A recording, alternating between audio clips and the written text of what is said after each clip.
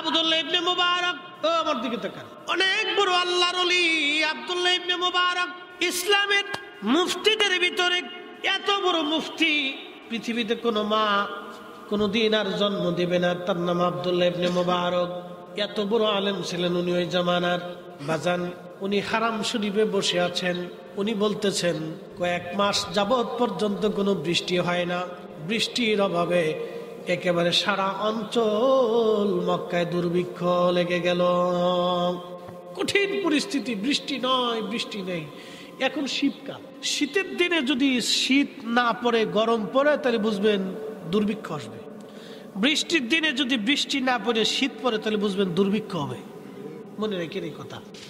বাংলাদেশে বর্ষাকালে যদি বৃষ্টিপাত না থাকে তাহলে বুঝবেন বাংলাদেশে দুর্ভিক্ষ আসার সম্ভাবনা একবারে ঘনিয়ে গেছে। তো মক্কাতে অনেকদিন বৃষ্টি নেই, প্রায় 6 মাস বৃষ্টির অভাবে ঘাস তরুলতা পাতা সব শুকাই গেছে।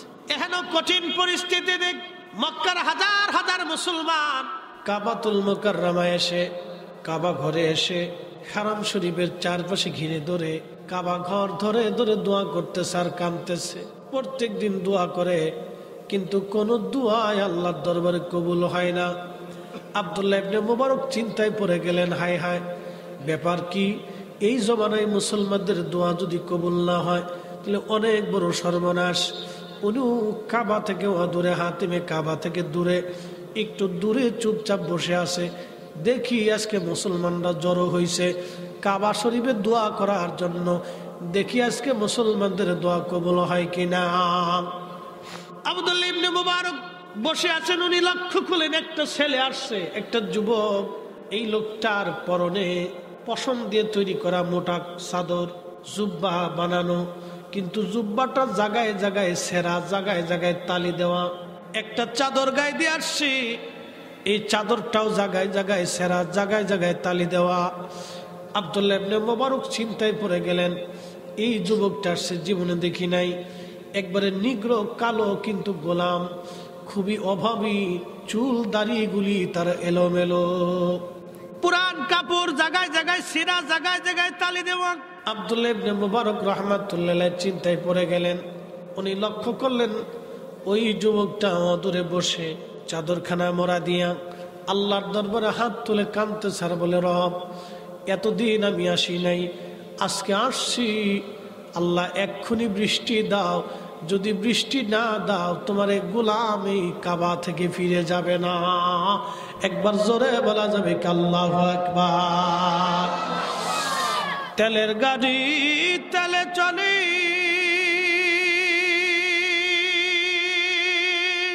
হাওয়ার গাড়ি হাওয়ায় উড়ে, বিনা তেলে চালায় গাড়ি নবী সুলাইমান।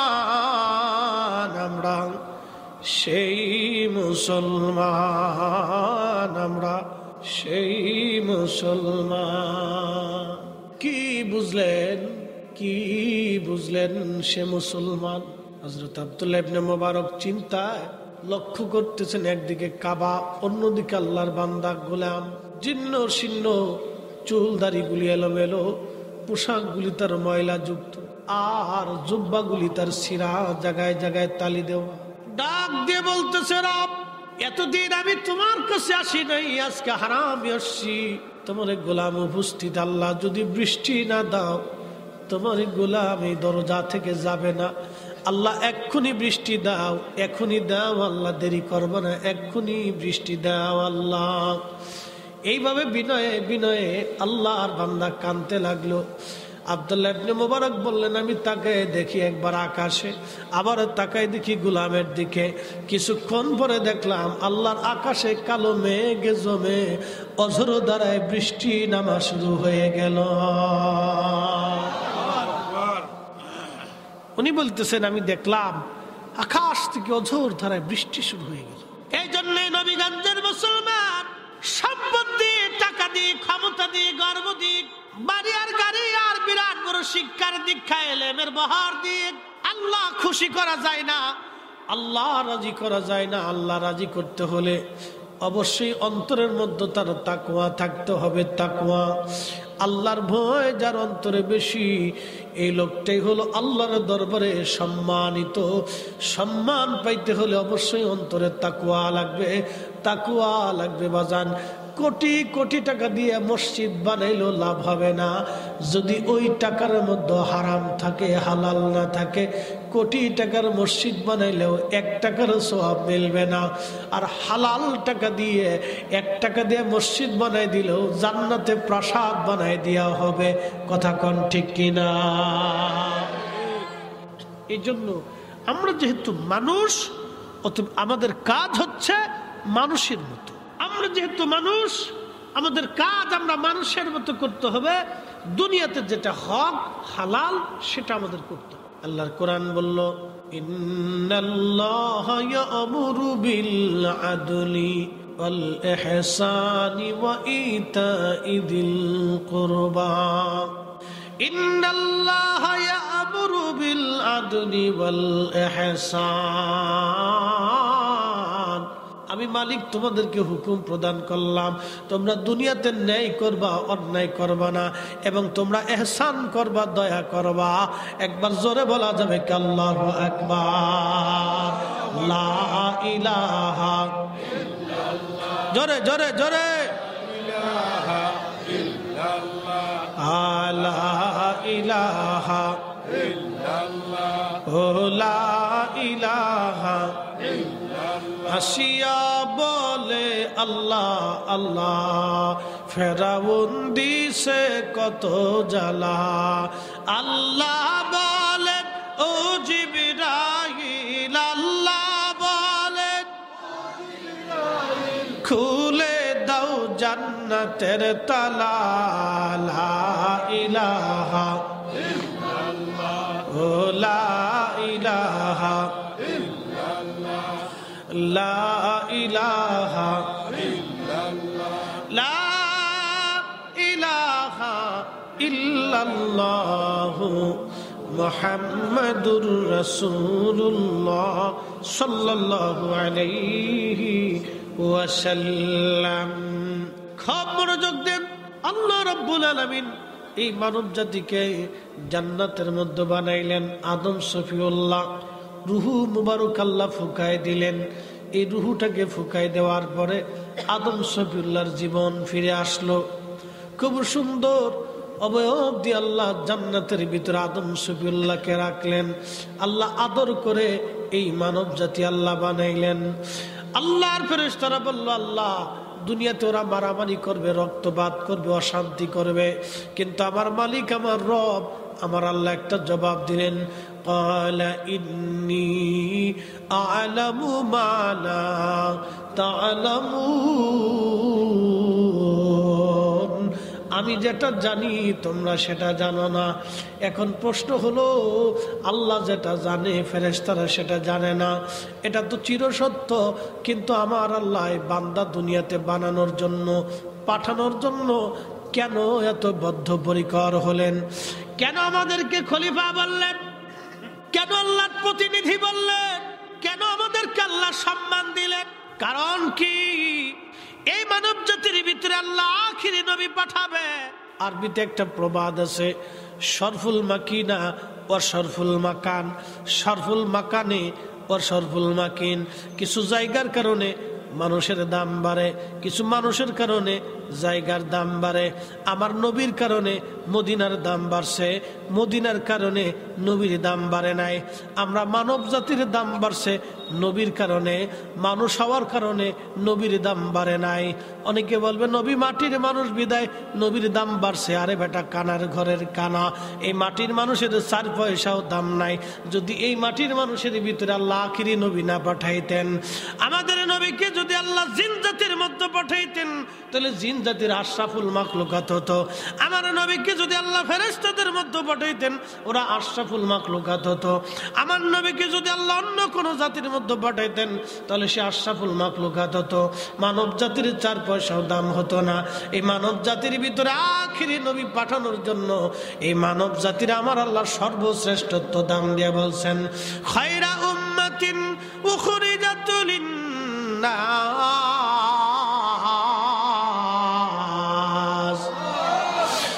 শ্রেষ্ঠ নবী দিলাম রিক তরিয়ে নিতে রোজার সরে, ঠিক কিনা? আদম নবী জান্নাতে ভালো লাগে না, আমার মালিক আমার আল্লাহ এই ভালো লাগার জন্য জান্নাতের ভিতরে আদম সফিউল্লাহর বাম পাজরের একটা ছোট্ট কিঞ্চিত বাঁকাহার, কিঞ্চিত একটা বাঁকাহার, বেশি বাঁকা না, কিঞ্চিত একটা বাঁকাহার দিয়ে আল্লাহ আদম সফিউল্লাহকে জান্নাতের ভিতরে মা হাওয়াকে বানাইলেন। অনেক সুন্দর করে আল্লাহ বানাইলেন। এবার আপনি শুনে যান, আদম সফিউল্লাহর পাশেই আল্লাহ তারে ঘুম পাড়াইলেন। আদম সফিউল্লাহ এবং মা হাওয়া দুইজন পাশাপাশি। আদম আলাইহিস সালামের ঘুম ভেঙে গেল। ঘুম থেকে উঠার পরে দেখলেন খুব সুন্দর একজন নেগেটিভ পর্যায়ের মানুষ আমার পাশে বসে আছে। আদম সফিউল্লাহ তখন ধরতে গেছে, দেখতে গেছে, দেখি এটা আবার কেডা, কে এই লোকটা, কি আল্লাহ আমার জন্য তৈরি করলেন, কি আল্লাহ আমার জন্য বানাইলেন। আল্লাহ তখন ডাক দেখা, আদম দাঁড়াও, অপেক্ষা করো, তোমাকে বিয়ে পড়াইতে হবে। আদম নবী ডাক দেখ, আল্লাহ বিয়ে আবার কি? আদম আলাইহিস সালামকে আল্লাহ বলেন, আদম বিয়েটা শরীয়তের একটা পবিত্র বন্ধন, এই বিবাহ তোমাকে আগে করাইতে হবে, দাঁড়াও। অ্যাটেনশন, আমার দিকে তাকান। এখান থেকে একটা মাসালা আছে। মাসালা কি? ছেলে মেয়েরা উপযুক্ত হইলে বাবা মার গার্জিয়ানের পক্ষ থেকে দ্রুত গতিতে তাকে বিবাহ পড়ানোটা দায়িত্ব। আমার দিকে তাকান। ফুলাফান মনে মনে খুশি হইতেছে, হুজুর একবারে বাপের কাম করে দিয়ে যেতেছে।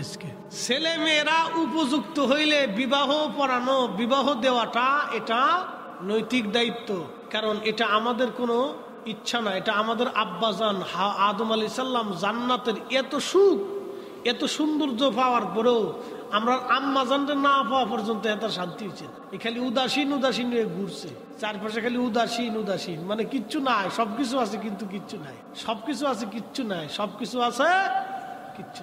আল্লাহ এই উদাসীনতা দূর করার জন্য আম্মা জান হাওয়া আলাইহিস সালামকে তৈরি করিয়া আল্লাহ ব্যবস্থা করে তো বিয়ে পড়াইতে গেছে। ফেরেশতারা ডাক দিয়ে কয়, বাবা আদম আলাইহিস সালামরে ডাক দিয়ে কয়, ও আল্লাহ নবী আদম আর সফিউল্লাহ, আপনি আপনার স্ত্রীর জন্য মোহরানা দেন। ইমাম মোল্লা আলী কারি আল মাওরিদের মধ্যে লিখতেছেন, ইমাম জৌজি তেনার কিতাবের মধ্যেও তিনি লিখছেন। তো বলতেছে আদম আলাইহিস সালাম আপনি মোহরানা দেন। তা আদম আলাইহিস সালামকে মোহরানা কি? জীবনে তার বিয়ে করিনি। তাহলে মোহরানা হচ্ছে এই আপনার স্ত্রীকে আপনার কি সম্পদ থেকে একটা অংশ বরাদ্দ দেন। বলে আমি আল্লাহর বাড়ি খাই, আল্লাহর বাড়ি ঘুমাই, আল্লাহর জান্নাতে থাকি, সম্পদ যদি কোথায় পাবো? বলতেছে সম্পদ যদি না থাকলে তো মহারানা তো দিতেই হবে, মহারানা আবশ্যক। যারা বিয়ে শাদী করছেন তারা মহারানা দিয়ে দিবে, আর বিয়ে শাদী করার সময় মহারানা দিবেন। এখন আমাদের দেশের উল্টো সিস্টেম, যৌতুকের ধান্দা।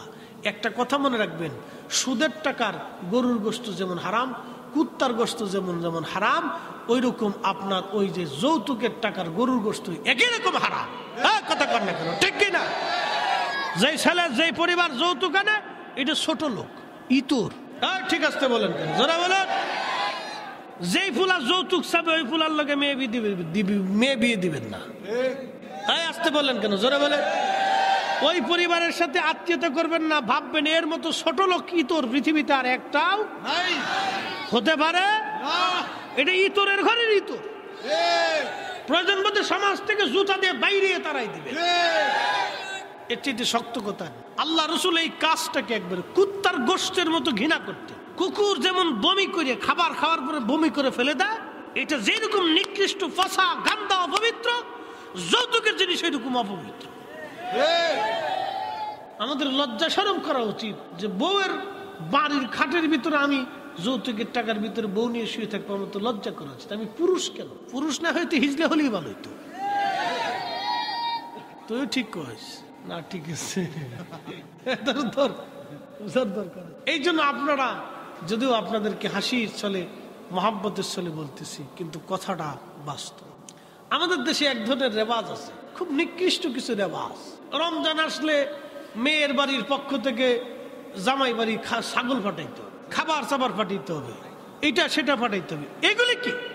এই সমস্ত বেহাপনা, না যাই যে কর্মকাণ্ড, কোথার থেকে এগুলি আমদানি হয়েছে? অনেক ফ্যামিলি এটার উপর জুলুম এসে যায়, অনেক বাবার পক্ষে এটা জুলুম হয়ে যায়, অনেক ফ্যামিলির জন্য, মায়ের জন্য এটা জুলুম হয়ে যায়, দিতে না পারলে শেষে ওই সমাজে ওই পরিবারে ওই মেয়েটা অত্যাচারিত হয়। মানুষকে মারলে কি খালি অত্যাচার হয় নাকি? কথার অত্যাচার হচ্ছে সবচেয়ে বড় অত্যাচার। অনেকের জীবনে, অনেক মেয়েদের জীবনে দেখা যায় যে সহ্য করতে না পারে শেষ আত্মহত্যা করে। ফ্যামিলির ভিতরে বিশৃঙ্খলা হয়, বেমানান হয়। আপনি কি মনে করেন? আপনাকে একটা প্রশ্ন করি, জবাব। আপনার বোনকে যদি কেউ রাস্তাঘাটে উত্ত্যক্ত করে আপনি মানবেন? আপনার বোনকে যদি কেউ তার শরীরে আঘাত করে আপনি মানবেন? আপনার মেয়েকে কেউ যদি থাপ্পড় দেয় আপনি মানবেন? তাহলে আপনি আরেকজনের মেয়েকে থাপ্পড় দিচ্ছেন, আরেকজনের মেয়েকে গালি দিচ্ছেন, আরেকজনের মেয়েকে বাজে কথা বলতেছেন, আরেকজনের মেয়েকে কটূক্তি করতেছেন। লজ্জা করে না? কি কথা বলেন না? শরম করা উচিত, লজ্জা করা উচিত। ও মানুষ কি করে হয়? এগুলি সামাজিক ব্যাধি, এগুলি একবারে গোড়া থেকে কেটে নির্মূল করে দিতে হবে। এগুলি অন্যায়, নীরব জুলুম, এগুলি নীরব জুলুম। ওই কত কত অঞ্চলে মাঝে মধ্যে খবরে দেখা যায়, কোন কোন অঞ্চলে বাংলাদেশে আছে একটা বদরীতি, বাপের বাড়ির পক্ষ থেকে এই খাসি পাঠাইতে হয়, গরু পাঠাইতে হয়, এই রমজানে এটা সেটা দিতে হয়। কেন এগুলি হবে? কে বলছে এগুলি? রাসূল করিম সাল্লাল্লাহু আলাইহি ওয়াসাল্লামের চরিত্র ছিল, সুন্নাহ ছিল, আমাদের জন্য তিনি রেখে গেছেন। ফাতেমা রাদিয়াল্লাহু আনহা দরিদ্র ছিল। ফাতেমা কি ছিলেন?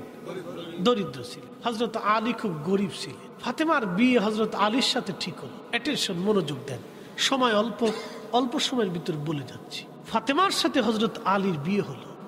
তো ফাতেমার বয়স তখন 18 বছর, আলীর বয়স আর একটু বেশি। ফাতেমা রাদিয়াল্লাহু আনহার বয়স 18 বছর। তো বিয়ে হয়েছে, মা তো ঘরে নাই। তো ফাতেমা রাদিয়াল্লাহু আনহা কাঁদতেছিলেন, বাবা আর এই 18 বছরের স্মৃতি থেকে সে আলাদা হয়ে যাবে, অনেক চিন্তা। তারপর হযরত আলী ছিলেন খুবই হীন দরিদ্র, ঘরের ভিতরে একটা চৌকি ছিল আলীর, আর কিচ্ছু ছিল না। ঘরে ঘুমাবে, আলীর কিচ্ছু ছিল না। সেই ঘরে ফাতেমারে নবী বিয়ে দিচ্ছে, ফাতেমা কাঁদতেছে। তো আল্লাহ রাসূল আস্তে আস্তে তার কাছে যেয়ে বসলেন।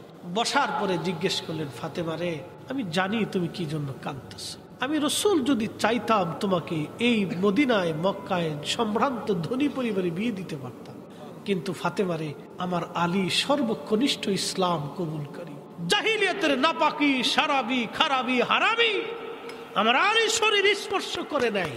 আমার আলী পবিত্র। একসাথে বলবেন আল্লাহু আকবার। ফাতেমা, তোমার স্বামী পছন্দ করার ব্যাপারে আমার কোনো এখতিয়ার নাই। আমার মালিক আল্লাহ, তোমার স্বামী আল্লাহ নিজে পছন্দ করছে। ফাতেমা রাদিয়াল্লাহু আনহা চোখের পানি মুছে ফেলল। এক কথায় শেষ, বিয়ে হয়ে গেল। আলী, তোমার আছে কি? বলে, হুজুর একটা বর্ম আছে। বর্ম চিনছেন? লোহার একটা পোশাক পরে আগে যুদ্ধ করতো, একটা বর্ম আছে। বলে, যাও বিক্রি করে যাহা সামানা হয় তোমার স্ত্রীর জন্য, নতুন ঘরের জন্য কিছু সদাইপাতি করে নিয়ে আসে। বেচতে গেছে 3 দিরহাম দ্বারা, 3 টাকা। জিব্রাইল আলাইহিস সালামকে আল্লাহ পাঠাইলেন। জমিন ডাক দেখায়, ভাই জিব্রাইল, তোমাকে আল্লাহর দোহাই দিচ্ছি, তুমি আমার থেকে মাটি নিও না। কারণ আমি মাটির থেকে যদি তুমি মাটি নাও, পৃথিবীর বহু মানুষ আছে যারা পাপ করে জাহান্নামে চলে যাবে। আমি মাটি সেই দিন জাহান্নামের আগুনে পুড়ব। না না, তুমি আমার থেকে মাটি নিও না। জিব্রাইল চলে আসছে, আল্লাহকে ডাক দেখ, আল্লাহ আমার বড় মায়া লাগছে, মাটি কাকুতি মিনতি করতেছে, তোমার দোহাই দেয়। আমি ফিরিয়ে চলে আসছি। আল্লাহ মিকাইলকে পাঠাইলেন, মিকাইল যাও মাটি নিয়ে আসো। মিকাইল মাটি নিতে গেছে, একই জবাব মাটি মিকাইলকেও দিয়ে দিল। মিকাইল আলাইহিস সালাম ফিরে আসলেন। ইসরাফিলকে আল্লাহ পাঠাইলেন, তুমি যাও, তুমি যাইয়া মাটি নিয়ে আসো। ইসরাফিলও মাটির মধ্যে হাত দিয়েছে, মাটি দাগ দেখো। ইসরাফিল, আল্লাহর দোহাই লাগে তুমি আমারে নিও না, কারণ আমি মাটি দিয়ে যে মানব জাতি বানাবে ওরা নাফরমানি করবে। মাটিরও চিন্তা, এই মানব জাতি নাফরমানি করবে। আমাকে দিয়ে যে মানব জাতি বানানো হবে, মানব জাতি নাফরমানি করবে, জাহান্নামের কঠিন আযাবে আল্লাহ আমারে পুরাইবি। আরে ইসরাফিল, আমারে নিও না। ইসরাফিলও চলে গেল। আল্লাহ ডাক দিল, আজরাইল, এবার তুমি যাও, এই মানব জাতি বানানোর জন্য মাটি নিয়ে আসো। আজরাইল মাটির মধ্যে হাত দিচ্ছে, মাটি কেঁদে দিয়ে বলে, আজরাইল, খোদার দোহাই দিয়ে বলছি আমারে তুমি নিও না গো আজরাইল। আজরাইল ডাক দে বলে, মাটি রে, তোমার দোহাইয়ের চাইতে আমার মালিকের হুকুম অনেক বড়। অতএব যতই কান্নাকাটি করো আমি আজরাইল তোমাকে ছাড়ব না। এজন্যই আজরাইলকে মালাকুল মউতের দায়িত্ব দেয়া হয়েছে। আজরাইল পৃথিবীর সমস্ত জায়গার মাটি নিলেন, এক জায়গার না, বাংলাদেশ থেকে শুরু করে পৃথিবীর সব জায়গার মাটি নিলেন। সব জায়গার মাটি এক জায়গা দিয়ে খামির করলেন। বেহেশতের তাসনিম নদীর পানি দিয়ে খামির বানাইলেন। আদম শফিউল্লাহ আলাইহিস সালাতু ওয়াস সালাম রে জান্নাতের ভিতরে আমার আল্লাহ লাকাদ খালাকনাল ইনসানা ফি আহসানি তাকওয়িম,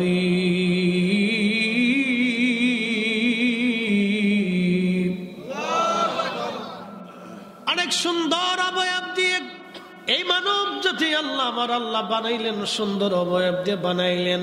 কি চমৎকার! আল্লাহ পাক তিনার ইচ্ছার স্রোত দিয়ে এই মানবরা আল্লাহ বানাইলেন। প্রথম মানবের নাম আদম সফিউল্লাহ। আদম সফিউল্লাহ, আদম সফিউল্লাহ রে আল্লাহ বানাইলেন। সুন্দর অবয়ব দিয়ে, সুন্দর কাঠামো দিয়ে আল্লাহ বানাইলেন। আল্লাহর ইচ্ছা অনুযায়ী আমার মালিক আমার আল্লাহ বান্দার সুরত দিলেন। একবার জোরে বলা যাবে কি আল্লাহু আকবার, আল্লাহু আকবার। এই মানব জাতির মতো এত আদর করে আল্লাহ কারো সুরত দেন নাই। এই মানুষের মতো এত আদর করে আল্লাহ কারো সুরত দেন নাই। দেখেন প্রত্যেকটা অঙ্গ প্রত্যঙ্গে আল্লাহ সুরত দিয়েছে। চোখে সুরত দিয়েছেন, নাকে সুরত দিয়েছেন, চেহারায় সুরত দিয়েছেন, হাতে পায়ে সুরত দিয়েছেন। পৃথিবীতে অনেক সৃষ্টি আছে কিন্তু মানুষের মতো সুন্দর না। একসাথে জোরে বলবেন আল্লাহু আকবার, আল্লাহু আকবার। চার রঙের মশলা দিয়া যে কইরাছে তোর গঠন, চার রঙের মশলা দিয়া আগুন পানি মাটি বাতাস একই যোগে করিয়া প্রকাশ। আগুন পানি মাটি বাতাস একই যোগে করিয়া প্রকাশ। করলি না তুই দেখলি, দেখলি না তুই কইরা তালাশ, কোন জায়গা তোর মহাজন। চার রঙের মশলা দিয়া যে কইরাছে তোর গঠন, চার রঙের মশলা দিয়া। আগুন পানি মাটি বাতাস, চারটে উপাদান যদি মানুষের শরীরে না থাকে তাহলে মানুষ হতে পারবে না, তার জীবন থাকবে না। খুব মনোযোগ দেন। আল্লাহ বডিটা বানাইলেন সুন্দর করে, চমৎকার বডি আল্লাহ বানাইলেন। অত্যন্ত সুন্দর অবয়ব দিয়ে আল্লাহ বানাইলেন। ফি আই সূরাতিন মা শাআ রাক্কাবাক, আমার মালিক যেইভাবে চাইলেন সেইভাবে আল্লাহ সুরত দিলেন। কারো সুরতের সাথে কারো সুরতের মিল নাই। বর্তমানে পৃথিবীতে মানুষ আছে 800 কোটি। 800 কোটি মানুষের রং 800 কোটি মতো। 800 কোটি মানুষের চেহারা 800 কোটি। আদম শফিউল্লাহ থেকে অদ্যাবধি পর্যন্ত যত মানুষ আসলো গেল, হাজার হাজার কোটি কোটি মানব জাতি আসলো গেল, বাজানো খুব মনোযোগ দিয়ে দেন।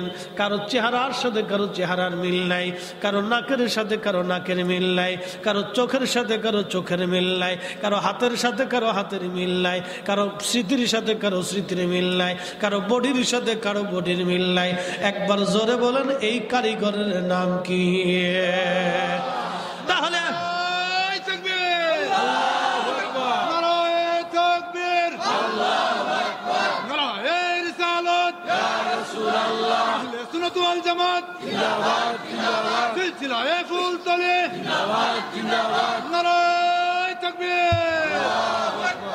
তাহলে আপনারা বলেন জিকির হবে কার? একসাথে বলেন জিকির হবে কার? আইন মানব কার? হুকুম মানব কার? তাহলে আল্লাহর কোরআন নবীর সুন্নতের জিন্দেগি গঠন করে আমাদের সকলের দায়িত্ব এবং কর্তব্য। কথা কর না কেন, ঠিক না বেটে? মুসল্লিরা পাকা মুসল্লি সামনে বসে খুব সুন্দর করে সেটিং পেটিং দিয়ে বসে। আপনাদের অঞ্চলের একটা দিক বালা, বাচ্চারা যুবকরা মাহফিলের প্রথমে থাকে, আর আমরার অঞ্চলের একটা দিক বালা, খালি বুড়া মানুষ বয়ে থাকে। যদি কই সুবহানাল্লাহ কান কথা কয় না চাইয়ে থাকে, কি কইব কন? 60-70 বছর বয়স হয়ে গেছে। এদিন একজনে জিগে আপনার বয়স কত দাদা? কয় 90 বছর। আমাকে আপনি এখনো দুনিয়াত বাইসে রয়েছেন? আমি আপনার সামনে বইয়ে রয়েছি 90 বছরে, সামনে বই বই আসুন। আল্লাহু আকবার।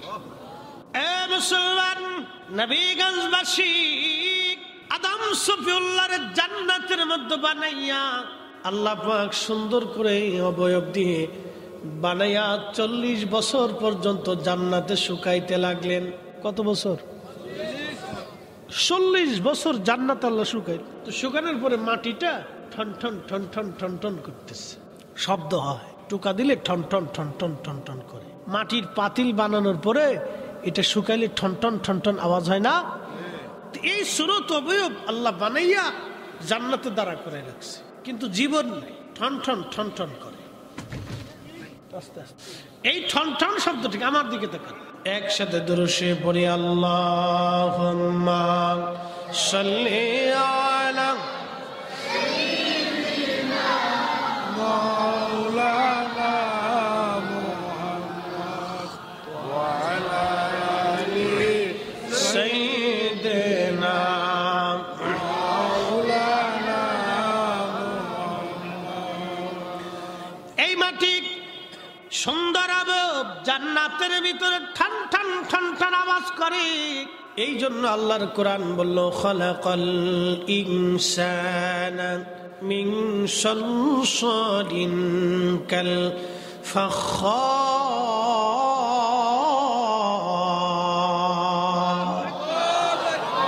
আমি মানুষ বানাইছি ঠন ঠন শক্ত মাটি দিয়া। তাহলে মানুষ হিসেবে আমাদের কোনো অহংকার নাই, কিচ্ছু নেই, সব কার? জোরে বলতে হবে, কার? মানুষ হিসেবে আমাদের কিছুই নাই, সব আল্লাহর। কিচ্ছু নেই মানুষ হিসেবে, সব আল্লাহর। মাটি, পানি, আগুন, বাতাস, 4টে উপাদান দিয়ে আল্লাহ বডি বানাইলেন, কায়া। আল্লাহ কায়া বানাইলেন, বডি বানাইলেন। আল্লাযী খালাকাকা ফাসাওয়াকা ফাআদালাক। কোরআন বলতেছ, মানব জাতি, তোমাকে আমি সৃষ্টি করেছি, সুবিন্যস্ত করেছি, সুঠাম করেছি। তোমাকে আমি আল্লাহর শক্তি দিয়েছি। পৃথিবীতে বহু মানুষের প্যারালাইসিস হয়, দুনিয়ার বড় বড় ডাক্তার দেখাইলেও প্যারালাইসিস ভালো হয় না। বলেন তো, একটা অঙ্গের ক্ষমতা যিনি নিয়ে চলে গেলেন, সেই মালিকের নাম কি? আল্লাহু আকবার। আমরা অনেক সময় অহংকার করি, নিজেকে অনেক কিছু ভাবি, কিচ্ছু না। এই জন্য কবি ঠিক বলেছেন, 4 রঙের মশলা দিয়া যে কইরাছে তোর গঠন, 4 রঙের মশলা দিয়া। আগুন, পানি, মাটি, বাতাস একই যোগে করিয়া প্রকাশ। আগুন, পানি, মাটি, বাতাস একই যোগে করিয়া প্রকাশ। দেখলি না তুই কইরা তালাশ, ওরে দেখলি না তুই কইরা তালাশ। কোন জায়গা তোর মহাজন? 4 রঙের মশলা দিয়া, 4 রঙের মশলা দিয়া যে কইরাছে তোর গঠন, 4 রঙের মশলা দিয়া। তাহলে মানুষের কোনো অহংকার নাই। অহংকার কার? একসাথে বলবেন, কার? দুনিয়াতে কোনো বক্তা যদি অহংকার করে তাহলে বুঝবেন শয়তান। এই কথা কর না, যারা বলেন। দুনিয়াতে কোনো বক্তা যদি অহংকার করে তাহলে বুঝবেন শয়তান।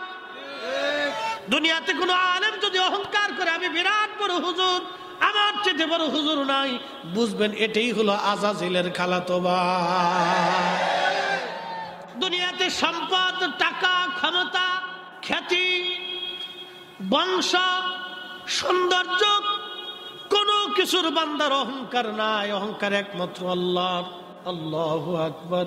আল্লাহর কোরআন বলতেছে পরে ওয়া খালাকাল জান্না মিন মারিজিম মিন নার।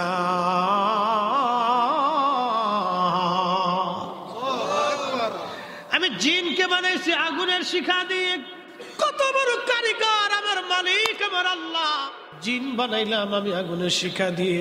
মোমবাতি জ্বলে, হলুদ আগুন আসে, এরপরে দেখবেন সবুজ সবুজ আগুন, এরপরে দেখবেন আর একটা আগুন আছে। এই ধোঁয়া ধোঁয়া এই শিখা থেকে আল্লাহ জিন জাতি বানাইলেন।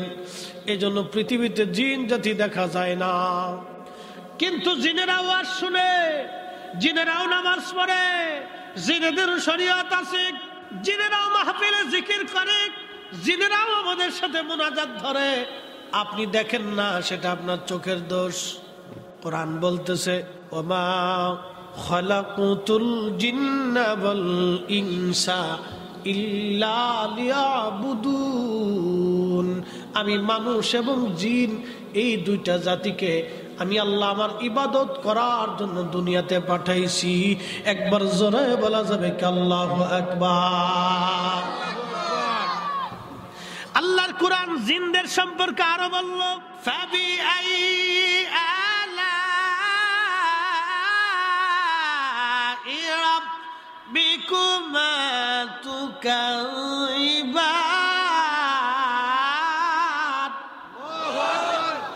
আল্লাহর কোরআন আরো বলতেছে হে জিন আর মানুষ, তোমরা বলো আমি আল্লাহর কোন কোন নিয়ামত তোমরা অস্বীকার করবা।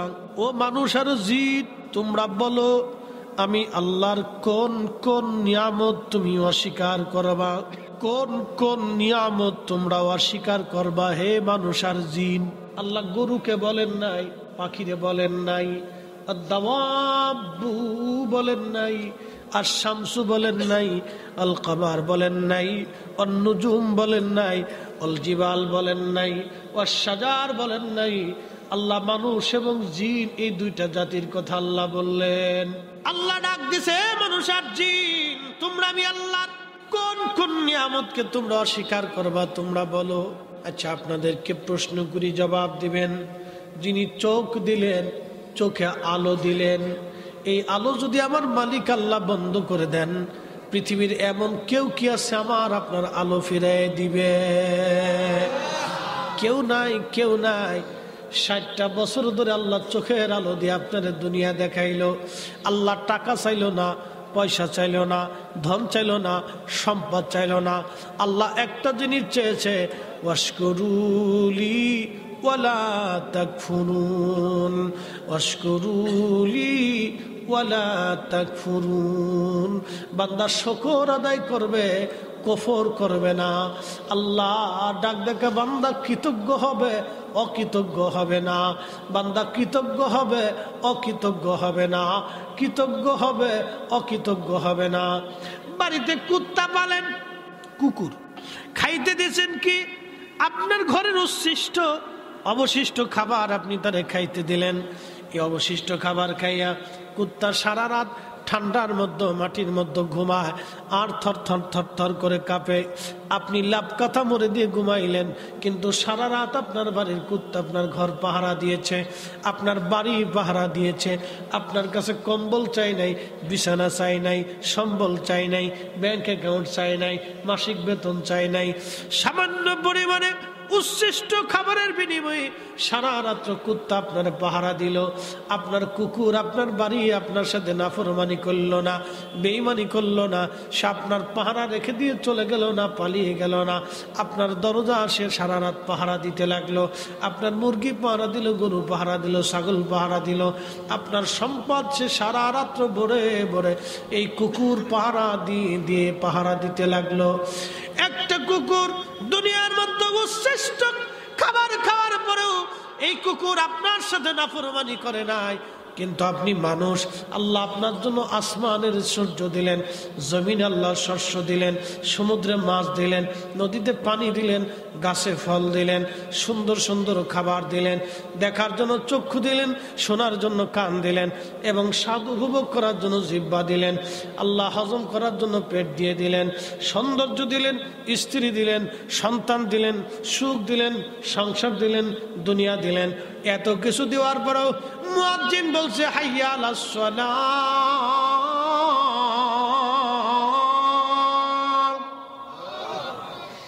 হাইয়া আলাল ফালাহ।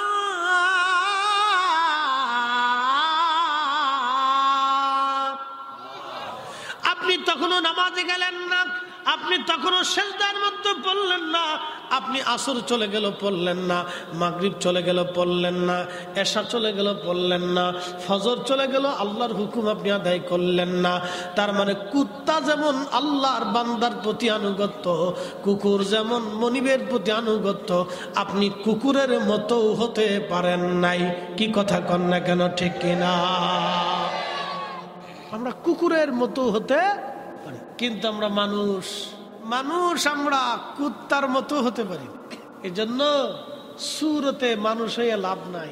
সুরতে মানুষ হাকিকতে পশু, সুরতে মানুষ হাকিকতে পশু, সুরতে মানুষ হয়ে কোনো লাভ।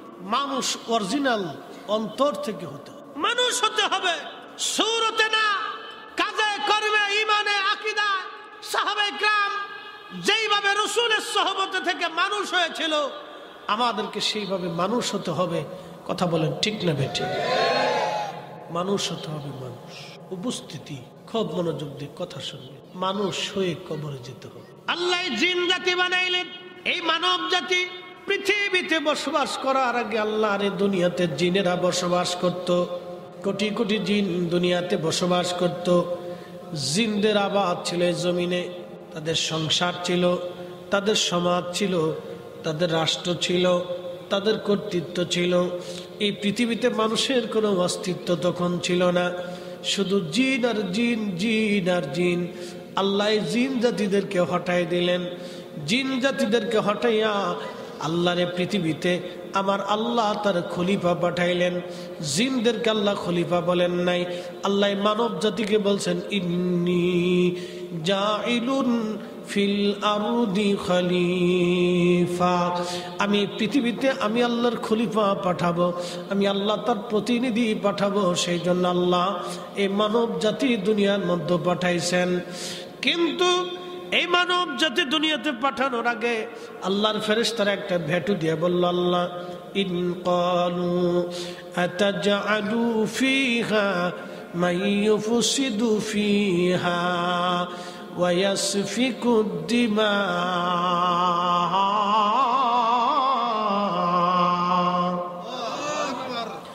আল্লাহ এমন জাতিকে দুনিয়ার মধ্যে পাঠাবেন যারা ফ্যাসাদ বাদাবে। ফ্যাসাদ, অ্যাটেনশন, এই ফ্যাসাদের ব্যাখ্যা করে। ফ্যাসাদ বাদাম, ফেরেশতারা যদি বলতো আল্লাহ নামাজ পড়বে না, রোজা করবে না, জিকির আজগার করতো না, হক হালাল মতো চলতো না, এই কথা ফেরেশতারা বলে। ফেরেশতাদের আপত্তি, আল্লাহ আতাজআলু ফিহা মাইয়ুফসিদু, এরা দুনিয়াতে যাইয়া শুধু ফ্যাসাদ বাদাবে, বিশৃঙ্খলা করবে, অশান্তি করবে।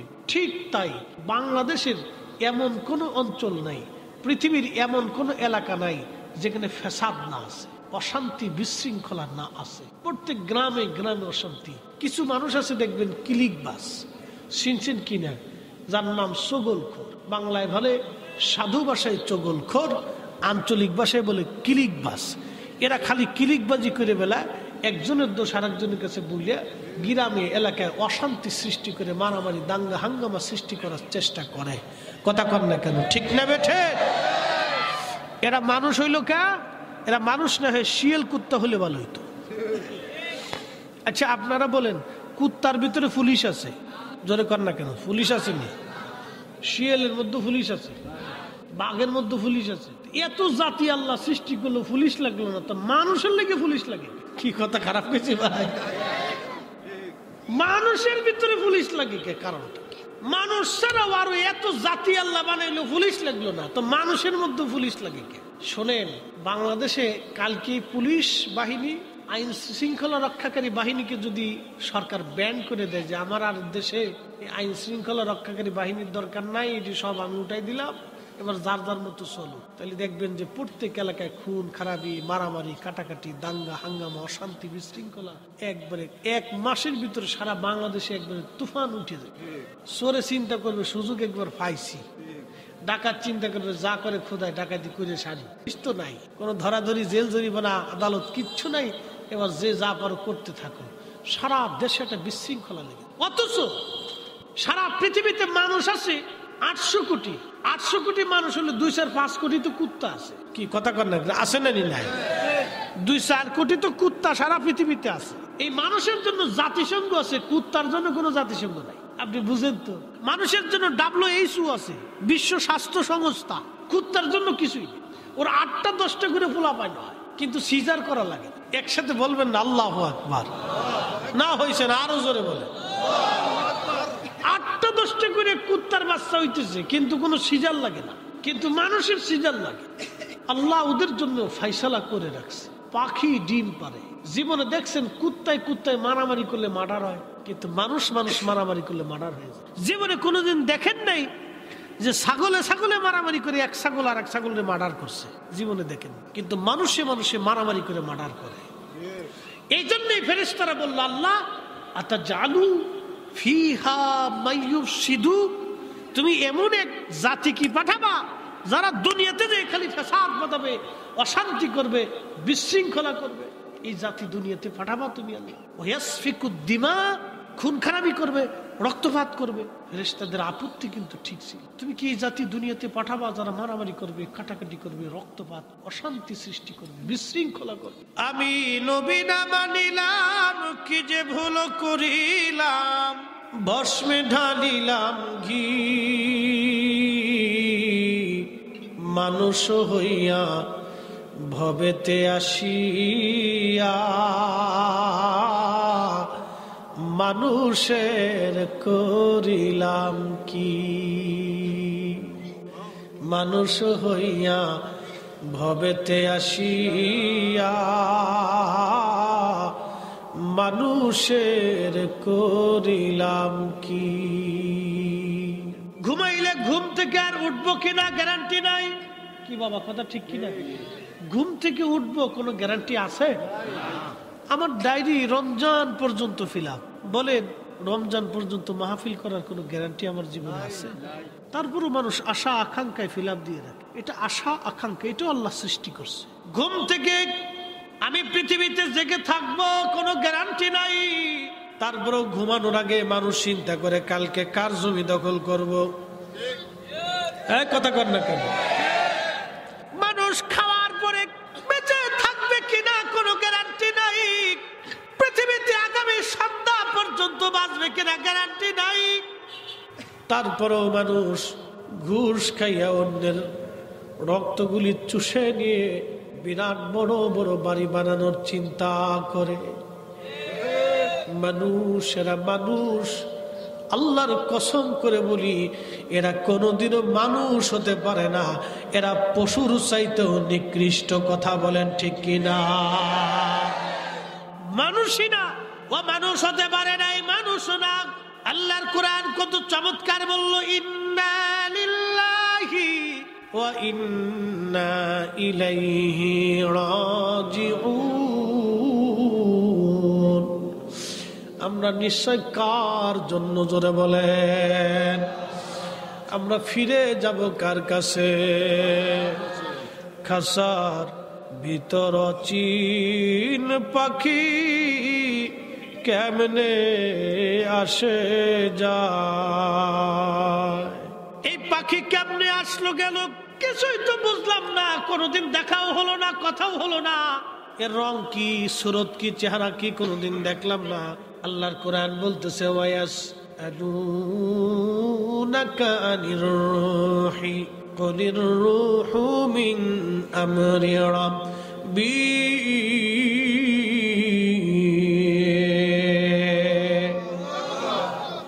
আল্লাহর কোরআন ডাক দিয়ে বলতেছে, হুজুর আপনাকে রূহ সম্পর্কে প্রশ্ন করা হয়, নবীজি আপনি বলে দেন এই রুহটা আল্লাহর একটা হুকুম। আল্লাহ বডি বানাইলেন 4 রঙের মশলা দিয়া। ওই আদম সফিউল্লাহ তখন ওই জান্নাতের মধ্যে একবারে খোলস কায়া, কিচ্ছু নাই। আদম সফিউল্লাহ তখন একা। আল্লাহ রুহু মুবারক আদম সফিউল্লাহর দেহের মধ্যে ঢুকাইলেন। রুহু বের হয়ে আসলো। রুহুকে আল্লাহ বলেন, রুহু কেন বের হলা? রুহু বলে, রব এমন একটা জায়গা পাঠাইলা, শুধু অন্ধকার, কিছুই তো দেখা যায় না, কিছুই বোঝা যায় না। আল্লাহ বলেন, আলোর ব্যবস্থা করতেছি, দাঁড়াও।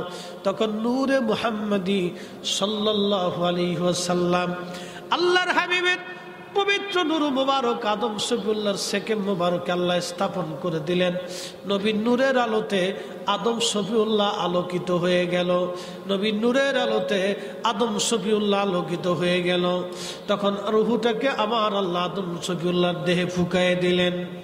আদম নবীর দেহে রুহুটা আল্লাহ ফুঁকাই দিলেন। এই তো মানব জাতির সূচনা শুরু হয়ে গেল।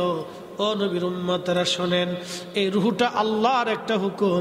কাফেররা বলল, হুজুর আপনি বলে দেন রুহু আল্লাহ কি দিয়ে বানাইছে? রুহুর রং কি? রুহুর আকার কি?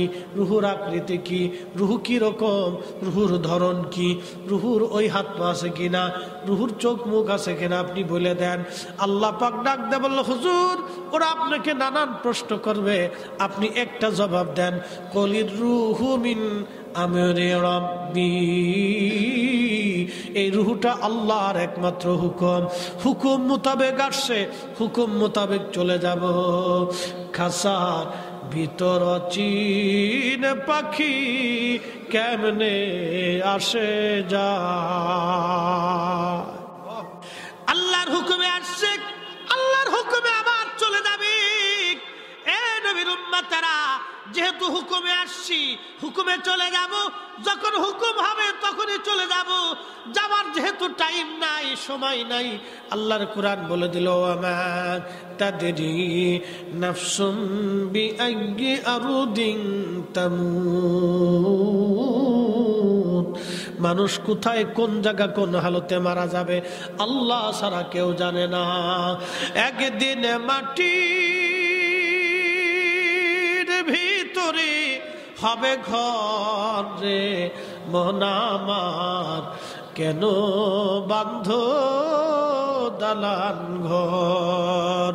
মন আমার কেন বান্ধ দালান ঘর? যেহেতু দুনিয়ার থেকে কবরে চলে যাওয়াই লাগবে, তারপরও মানুষ জানে আমি আগামী দিন কবরে চলে যাব, তারপরেও অন্যায় ভাবে বিরাট বড় বিল্ডিং প্রাসাদ বানায়। কথা কন না কেন, ঠিক না বেঠে? মানুষ জানে যে আমি আগামী সময় পৃথিবী থেকে কবরে চলে যাব, তারপরও মানুষ ঘুষ খেয়ে বিরাট বড় বাড়ি বানাচ্ছে, রক্ত চুষে নিয়ে বিরাট বড় বাড়ি বানিয়ে ফেলতেছে। বিদেশ নিয়ে নাম দিয়ে এই কোটি কোটি টাকার মালিক হয়ে গেছে। 100 জনের টাকা যদি মেরে দেয়, তাহলে মনে করো যে তুই স্যার 5 কোটি টাকার মালিক হয়ে গেল। এরকম বহু আছে বাংলাদেশে, বহু আছে টাকা মেরে দিছে। টাকা মেরে দিয়ে একবারে আপনার এখন বিরাট বড় হাজী সাহেব হয়ে গেছে। সুবহানাল্লাহ তসবিহ জপে, আর এই টুপি সাদা, পাঞ্জাবি সাদা, দাড়ি সাদা, জুব্বা সাদা, লুঙ্গি সাদা, জায়নামাজ সাদা। মসজিদও খুব সুন্দর করে ঢকাল একটা বানাই দিছে। একবারে মসজিদের প্রথম কাতার যে জায়নামাজ বিছাই দিয়ে সেজদার মধ্যে পড়ে লম্বা হাঁক মারতেছে। শয়তানে হাসে আর কয়, উরে দুলা ভাই, উরে দুলা ভাই রে, কত বড় সিটার। হ্যাঁ, আমি 9 লক্ষ বছর আল্লাহর সেজদা দিছি, জীবনে এরকম সিটারই করিনি। ওর 60 বছরের জীবনে মানুষের এই অর্থ সম্পদ মাইরে দিয়ে, শরীরে সব সাদা বানাই দিয়ে, একবারে বুজুর্গ সেজে দিয়ে সেজদার মধ্যে পড়ে কি হাঁক মারতেছে, উরে সিটার, তুই আমার সেই তো বিরাট বড় ডিগ্রিওয়ালা সিটার। প্রশ্ন করি, আপনাদেরকে জবাব দিবেন। কেউ যদি শুয়োরের গোশত খাইয়া মাকাম ইব্রাহিমে যে নামাজ পড়ে, নামাজ হবে? একসাথে বলতে হবে। রোজা রাখলে হবে? খিনজিরের গোশত খাইয়া নামাজ পড়লে নামাজ যেমন হয় না, অন্যের সম্পদ মাইরে দিয়ে তাহাজ্জুদ গুজারি হইলেও হবে না। কথা কন না কেন? মসজিদ যদি বানায় দেন তাও কাজ হবে না, কাজ হবে না, কাজ হবে না। বাজানো আল্লাহর পিয়ারা হওয়ার জন্য অর্থ লাগে না, এলেম লাগে না, শাইখুল হাদিস হওয়া লাগে না, মুফতি হওয়া লাগে না, প্রিন্সিপাল হওয়া লাগে না, চ্যান্সেলর হওয়া লাগে না, শিক্ষিত হওয়া লাগে না, ওই চেহারা সুন্দর হওয়া লাগে না, বংশওয়ালা হওয়া লাগে না, জমিওয়ালা হওয়া লাগে না, পয়সাওয়ালা হওয়া লাগে না, কিচ্ছুই লাগে না। আল্লাহর কোরআন একটা উত্তর দিয়ে দিছে, ইন্না আকরামাকুম ইনদাল্লাহি আতকাকুম। আল্লাহর কাছে তারই সম্মান বেশি যার অন্তরে তাকওয়া বেশি, আল্লাহর ভয় বেশি। কথা কন না কেন, ঠিক কিনা? দিন মজুর হতে পারে, আমার দিকে তাকান, দিন মজুর হতে পারে, সারাদিন পরিশ্রম করে 500 টাকা রুজি করে, সারাদিন হাড় ভাঙনি খাটিয়ে 1000 টাকা রুজি করে, সারাদিন হাড় ভাঙা খাটুনি করিয়া 700 টাকা রুজি করে। আছেন এরকম? 500 টাকা রুজি করে সারাদিন পরিশ্রম করছে, সকাল 8টা বেলা মাঠের মধ্যে গেছে, বিকেলবেলা মাঠ থেকে নেমে উঠে আসছে, সারাদিন পরিশ্রম করার বিনিময়ে পারিশ্রমিক পাইল মাত্র 500 টাকা অথবা 700 টাকা। সারাদিন হাড় ভাঙনি খাটিয়া সে 700 টাকা রুজি করলো। এই লোকটা 700 টাকা দিয়ে বাজার করে এনে ওই কোন রকম ডাল ভাত খেয়ে রাত্রিবেলা ঘুমাইছে, আর আরেকজন কলমের খোসা দিয়া ওই 7000 টাকা ঘুষ দিয়ে না গরুর গোশত খাইয়া রাত্রিবেলা ওই গরুর গোশত খাইয়া এশার নামাজ পড়িয়া ঘুমাইছে। আপনারা বলেন তো, যে বেটা 700 টাকা রুজি কইরা হালাল রুজি কইরা ডাল ভাত খাইয়া ঘুমাইলো, আর যে বেটা ডাল ভাত খাইয়া এশার নামাজ পড়ে ঘুমাইলো, আর যে বেটা 7000 টাকা ঘুষ খাইয়া এই গরুর গোশত কি নেয় না সুন্দর করে ফেরাই করে কালাবোনা কইরা এশার নামাজ ঢক মতো আদায় করে এসে ঘুমাইলো, ও কোটি বছর এশার নামাজ পড়লো যা না হবে। আল্লাহর বান্দা 700 টাকা হালাল রুজি কইরা ডাল ভাত খায় এশার নামাজ 1 রাকাত 1 ওয়াক্ত নামাজ পড়িয়া ওর 1 ওয়াক্ত নামাজ আর ঘুষ করে 1000 বছরের নামাজের এক পাল্লায় দিলেও ওজনের সমান হবে না। কি কথা কন না কেন? বলেন ঠিক কিনা?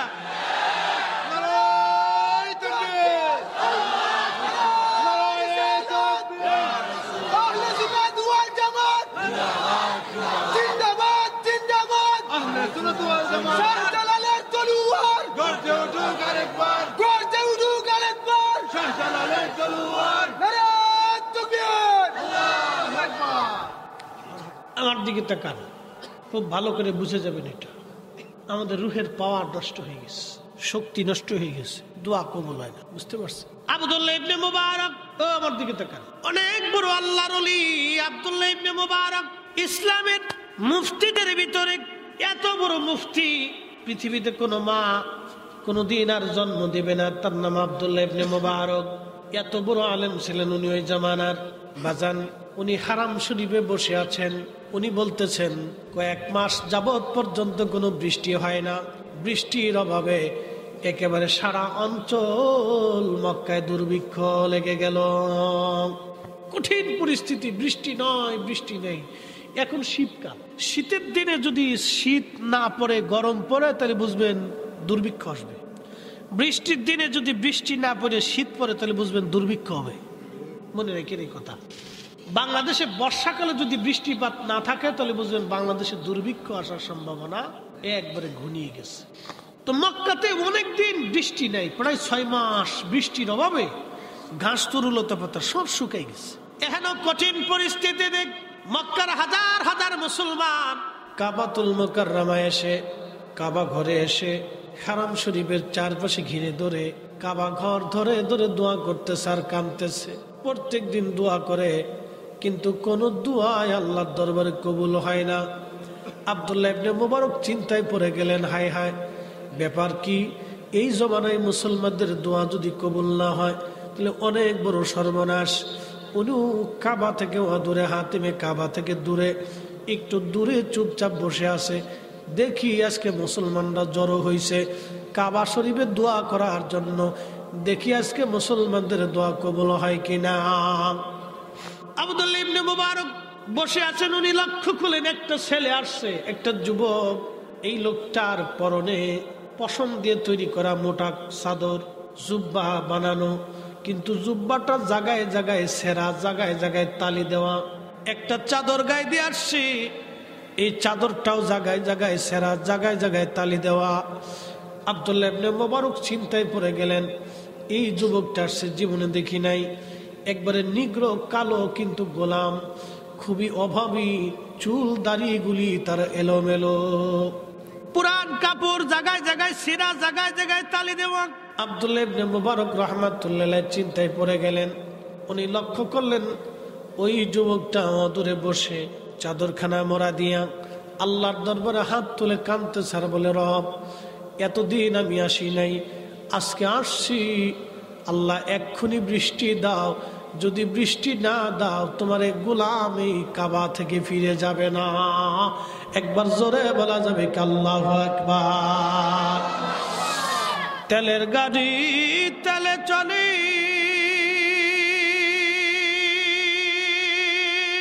হাওয়ার গাড়ি হাওয়ায় উড়ে, বিনা তেলে চালায় গাড়ি নবী সুলাইমান। আমরা সেই মুসলমান, আমরা সেই মুসলমান। কি বুঝলেন, কি বুঝলেন সে মুসলমান? হযরত আব্দুল্লাহ ইবনে মুবারক চিন্তায় লক্ষ্য করতেছেন, একদিকে কাবা, অন্যদিকে আল্লাহর বান্দা গোলাম, জীর্ণ শীর্ণ, চুল দাড়িগুলি এলোমেলো, পোশাকগুলি তার ময়লা যুক্ত, আর জুব্বাগুলি তার ছিঁড়া, জায়গায় জায়গায় তালি দেওয়া। ডাক দিয়ে বলতেছে, রব এতদিন আমি তোমার কাছে আসি নাই, আজকে হারামে আসছি, তোমার গোলাম উপস্থিত, আল্লাহ যদি বৃষ্টি না দাও তোমার গোলাম এই দরজা থেকে যাবে না। আল্লাহ এক্ষুনি বৃষ্টি দাও, এক্ষুনি দাও আল্লাহ, দেরি করবো না, এক্ষুনি বৃষ্টি দাও আল্লাহ। এইভাবে বিনয়ে বিনয়ে আল্লাহর বান্দা কাঁদতে লাগলো। আব্দুল্লাহ ইবনে মুবারক বললেন, আমি তাকায় দেখি একবার আকাশে, আবার তাকায় দেখি গোলামের দিকে, কিছুক্ষণ পরে দেখলাম আল্লাহর আকাশে কালো মেঘে জমে অঝোর দ্বারায় বৃষ্টি নামা শুরু হয়ে গেল। উনি বলতেছেন, আমি দেখলাম আকাশ থেকে অঝোর ধারায় বৃষ্টি শুরু হয়ে গেল। এই জন্য নবীগঞ্জের মুসলমান সম্পদ দিয়ে, টাকা দিয়ে, ক্ষমতা দিয়ে, গর্ব দিয়ে, বাড়ি আর গাড়ি আর বিরাট বড় শিক্ষার দীক্ষা এলেমের বহার দিয়ে আল্লাহ খুশি করা যায় না, আল্লাহ রাজি করা যায় না। আল্লাহ রাজি করতে হলে অবশ্যই অন্তরের মধ্যে তার তাকওয়া থাকতে হবে। তাকওয়া, আল্লাহর ভয় যার অন্তরে বেশি, এই লোকটাই হলো আল্লাহর দরবারে সম্মানিত। সম্মান পাইতে হলে অবশ্যই অন্তরে তাকওয়া লাগবে, তাকওয়া লাগবে বাজান। কোটি কোটি টাকা দিয়ে মসজিদ বানাইলেও লাভ হবে না যদি ওই টাকার মধ্যে হারাম থাকে, হালাল না থাকে। কোটি টাকার মসজিদ বানাইলেও 1 টাকার সওয়াব মিলবে না। আর হালাল টাকা দিয়ে 1 টাকা দিয়ে মসজিদ বানাই দিলেও জান্নাতে প্রাসাদ বানাই দেওয়া হবে। কথা কোন ঠিক কিনা? এই জন্য আমরা যেহেতু মানুষ, অতএব আমাদের কাজ হচ্ছে মানুষের মতো। আমরা যেহেতু মানুষ, আমাদের কাজ আমরা মানুষের মতো করতে হবে। দুনিয়াতে যেটা হক হালাল সেটা আমাদের করতে হবে। আল্লাহর কোরআন বলল, ইন্নাল্লাহা ইয়া'মুরু বিল আদলি ওয়াল ইহসানি ওয়া ইতা'i যিল কুরবা। ইন্নাল্লাহা ইয়া'মুরু বিল আদলি ওয়াল ইহসান। আমি মালিক তোমাদেরকে হুকুম প্রদান করলাম, তোমরা দুনিয়াতে ন্যায় করবা, অন্যায় করবা না, এবং তোমরা ইহসান করবা, দয়া করবা। একবার জোরে বলা যাবে কি আল্লাহু আকবার।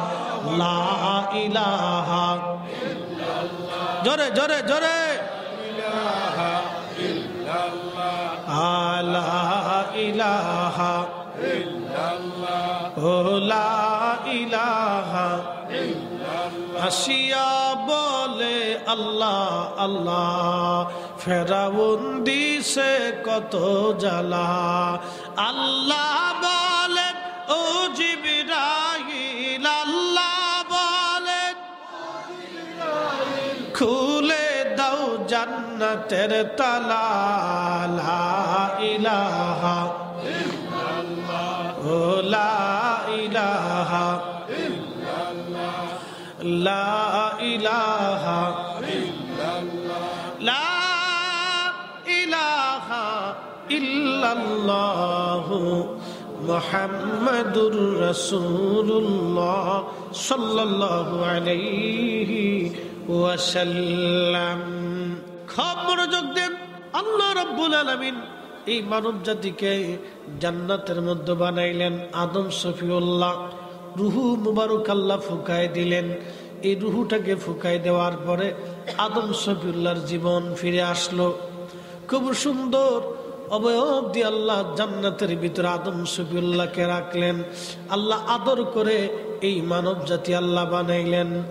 আল্লাহর ফেরেশতারা বলল, আল্লাহ দুনিয়াতে ওরা মারামারি করবে, রক্তপাত করবে, অশান্তি করবে, কিন্তু আমার মালিক আমার রব আমার আল্লাহ একটা জবাব দিলেন, ক্বালা ইন্নী আ'লামু মা লা তা'লামুন, আমি যেটা জানি তোমরা সেটা জানো না। এখন প্রশ্ন হলো, আল্লাহ যেটা জানে ফেরেশতারা সেটা জানে না, এটা তো চিরসত্য। কিন্তু আমার আল্লাহ বান্দা দুনিয়াতে বানানোর জন্য, পাঠানোর জন্য কেন এত বদ্ধপরিকর হলেন? কেন আমাদেরকে খলিফা বললেন? কেন আল্লাহর প্রতিনিধি বললেন? কেন আমাদেরকে আল্লাহ সম্মান দিলেন? কারণ কি? এই মানব জাতির ভিতরে আল্লাহ আখিরি নবী পাঠাবে। আরবিতে একটা প্রবাদ আছে, শরফুল মাকিনা ও শরফুল মাকান, শরফুল মাকানে ও শরফুল মাকিন। কিছু জায়গার কারণে মানুষের দাম বাড়ে, কিছু মানুষের কারণে জায়গার দাম বাড়ে। আমার নবীর কারণে মদিনার দাম বাড়ছে, মদিনার কারণে নবীর দাম বাড়ে নাই। আমরা মানব জাতির দাম বাড়ছে নবীর কারণে, মানুষ হওয়ার কারণে নবীর দাম বাড়ে নাই।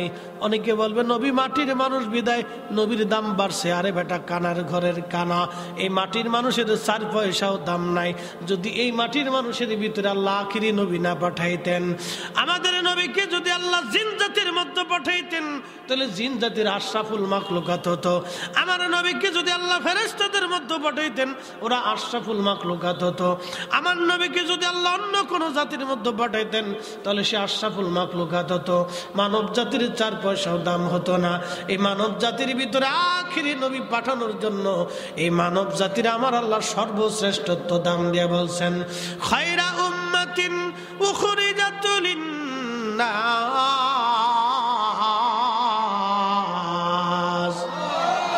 শ্রেষ্ঠ নবী দিলাম রে তরিয়ে নিতে রোজার সরে। ঠিক কিনা? শ্রেষ্ঠ নবী দিলাম রে তরিয়ে নিতে রোজার সরে, পথ না ভুলি তাই তো দিলে পাক কুরআনের বাণী। খুদা তোমার মেহেরবানি, সুন্দর ফুল সুন্দর ফল মিঠা নদীর পানি। খুদা তোমার মেহেরবানি, খুদা তোমার মেহেরবানি। তুমি কতই দিলে রতন ভাই বারাদার পুত্র স্বজন, খুদা পেলি অন্ন জুগাও মানি চাই না মানি। খুদা তোমার মেহেরবানি, খুদা তোমার মেহেরবানি। নবীগঞ্জের মুসলমান, এই জন্য মানব জাতির দাম আমার নবীর কারণে হয়েছে। মানুষের জন্য নবীর দাম বাড়ে নাই, বরং নবীকে মানব জাতির মধ্যে পাঠানোর জন্য এই মানব জাতির দাম আল্লাহর দরবারে আমাদের তামাম সৃষ্টির মধ্যে মানব জাতির দাম বাড়ছে। বরং নবী মানুষ হওয়ার কারণে মানুষের নবীর দাম বাড়ে নাই, নবীর কারণে মানুষের দাম বাড়ছে। অনেকে উল্টে ব্যাখ্যা করে, নবী মানুষ হয়েছেন বিদায় রসুলের দাম বাড়ছে। এটা কানা, অন্ধ, গান্দা, বুকা, আকল জ্ঞানের ভিতরে কুত্তায় পেশাব করে দিচ্ছে। আসতে কইলেন কে? জোরে বলেন। এই বলদ বুঝে নাই। শরফুল মাকিন ও শরফুল মাকান, শরফুল মাকানে ও শরফুল মাকিন। এ বাবা আমার দিকে তাকান। এই সৌদি আরবে হজ করতে গেছেন বা ওমরা করতে গেছেন বা চাকরি করছেন মদিনাতে, মক্কা আশেপাশে, কারা আছেন একটু হাত উঁচা করেন তো? মাশাআল্লাহ, এই 2-4-5 জন আমরা আছি তো, খুব মনোযোগ দিন। এই মদিনার থেকে বদরে যাওয়ার সময় বা বদর থেকে মদিনাতে আসার সময় একটা এলাকা আছে বীরে শেফা। বীরে শেফা, এই কুয়ার পানি 70 জন নবী পান করছে। একসাথে বলবেন না মারহাবা? কতজন নবী? 70 জন। 100 বছর করে ধরেন, 100 বছর করে ধরেন, এক একজন নবীর জিন্দেগি 100 বছর করে ধরেন, তাহলে 70 জনে কত বছর হলো? 700, তার মানে 7000 বছর ধরে এই মিনিমাম এই কুয়াটা চলমান। কত হাজার বছর? 7000 বছর মিনিমাম এই কুয়ার বয়স। আর এখন আরো 1000 বছর, 1500 বছর বাড়েছে, তাহলে মোটামুটি 8000 বছর বা 9000 বছরের মতোই কুয়ার বয়স এখন বর্তমান রানী। আল্লাহর নবী সাহাবায়ে কেরাম নিয়ে যখন বদরের যুদ্ধ শেষ করে আসতেছিল, তখন আসার সময় ওই সাহাবায়ে কেরাম ওখানে হোল্ড করলেন, রাত্রি যাপনের জন্য তাবু গাড়লেন, বিশ্রাম করবেন। সাহাবায়ে কেরাম এসে বললেন, হুজুর কুয়ার পাশে তো আসছি কিন্তু পানি তো নেই। আল্লাহ রাসূল হেঁটে হেঁটে আসলেন, কুয়ার পাশে এসে নবীজির পবিত্র থুতু মোবারক কুয়ার মধ্যে নিক্ষেপ করলেন। থুতু মোবারক পাওয়ার সাথে সাথে কুয়ার নিচ থেকে পানি উঠে উঠে উঠে উঠে কুয়া ভরে গেল। আর একটু জোরে, কি বুঝলেন? কুয়া দিয়ে নবী না নবী দিয়ে কুয়া? জোরে বলেন না। জমজম দিয়ে নবী না নবী দিয়ে জমজম? কাবা দিয়ে নবী না নবী দিয়ে কাবা? কথা কর না কেন, জোরে বলেন। কাবা দিয়ে নবী না নবী দিয়ে কাবা? কাবার কারণে নবীর দাম বাড়ছে না নবীর কারণে কাবার দাম বাড়ছে? নবীর কারণে বুঝে গেছে। লা উকসিমু বিহাদাল বালাদি ওয়া আনতা হিল্লুম বিহাদাল বালাদ।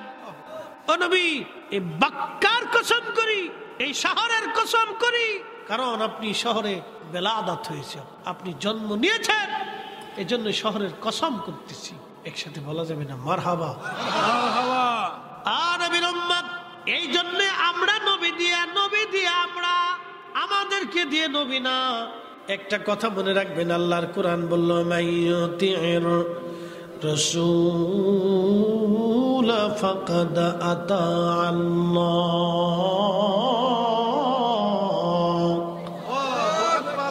আল্লাহ বলেন, যদি আমাকে পাইতে চাও আগে নবী পাও। নবী মানলে আল্লাহ মানা হয়। কোরআনের আয়াতে আল্লাহ বলেন, আমার হাবিব মানলে আল্লাহ মানা হয়। নবী মানলে আল্লাহ মানা হয়। নবী মানলে আল্লাহ মানা হয়। নবী মানলে আল্লাহ মানা হয়। নবী খুশি করলে আল্লাহ খুশি করা হয়। নবীকে মোহাব্বত করলে আল্লাহকে মোহাব্বত করা হয়। নবী তাজিম করলে আল্লাহ তাজিম করা হয়। নবীর দল করলে আল্লাহর দল হয়। এই জন্য কবরে নামানোর সময় বলা হয়, বিসমিল্লাহি ওয়া আলা মিল্লাতি রাসূলিল্লাহ। তোমাকে নবীর দলে কবরে নামানো হলো। নবীর দল আল্লাহর দল, নবীর আইন আল্লাহর আইন, নবীর সুন্নত আল্লাহর বিধান, নবীর জিন্দেগি আল্লাহর মানা হয়। নবী মানলে আল্লাহ মানা হয়। নবী মানলে আল্লাহ মানা হয়। নবী না মানলে আল্লাহ মানা হয় না। নবীর পক্ষে দেখলে আল্লাহর পক্ষে থাকা হয়। এই জন্য আমরা সুন্নিরা নবী নবী নবী নবী করি, নবীর কথা বলি। আর আমাদেরকে অনেক বেড়া বেদাতি বেদাতি বলে গালি দেয়। তোমরা যতই বেদাতি বলো, কাজ হবে না। আমরা সুন্নিরা নবীর পক্ষ কোনোদিন ছাড়ব না। কথা কোন ঠিক কিনা? নবীগঞ্জের মুসলমান, নবীগঞ্জবাসী কে কি বললো এগুলি দেখার সময় আমাদের নাই। আমার রসুলের পরিচয় 1 আর 2 দিনের পরিচয় না। জান্নাতের ভিতরে আদম শফিউল্লাহকে আল্লাহ বানাইলেন। মনোযোগ, আদম শফিউল্লাহ জান্নাতে কোনোদিন কোন চোখ সেই জান্নাতের সৌন্দর্য উপলব্ধি করতে পারে নাই। যে জান্নাত দেখে নাই সে চোখ জান্নাতের সৌন্দর্য বুঝবে না। যে হৃদয় জান্নাত দেখে নাই সে হৃদয়ে জান্নাতের নিয়ামতের উপলব্ধি আসবে না। এই জন্য জান্নাত এত সুন্দর, জান্নাত আল্লাহ এত সুন্দর করে বানাইছে। এই সৌন্দর্য যে না দেখছে সে কোনোদিন বুঝবে না। এই জান্নাতে আল্লাহ আমাদেরকে দিবেন। আদম নবীর জান্নাতের ভিতরে কিন্তু একা একা ভালো লাগে না। এত সুন্দর জান্নাত পরে আমরা আব্বা আদম আলাইহিস সালাম জান্নাতের ভিতরে ভালো লাগে না। আদম জান্নাতের মধ্যে ভালো লাগে না, আদম আলাইহিস সালাম ভালো লাগে না। এই জন্য মানুষ একটা প্রবাদ বলে, man can not live alone, মানুষ একাকী বাস করতে পারে না। আদম নবী আলাইহিস সালাম জান্নাতের মধ্যে কিন্তু ভালো লাগে না, আদম নবী জান্নাতে ভালো লাগে না। আমার মালিক আমার আল্লাহ এই ভালো লাগার জন্য জান্নাতের ভিতরে আদম সফিউল্লাহর বাম পাজরের একটা ছোট্ট কিঞ্চিত বাঁকাহার, কিঞ্চিত একটা বাঁকাহার, বেশি বাঁকা না, কিঞ্চিত একটা বাঁকাহার দিয়ে আল্লাহ আদম সফিউল্লাহকে জান্নাতের ভিতরে মা হাওয়াকে বানাইলেন। অনেক সুন্দর করে আল্লাহ বানাইলেন। এবার আপনি শুনে যান, আদম সফিউল্লাহর পাশেই আল্লাহ তারে ঘুম পাড়াইলেন।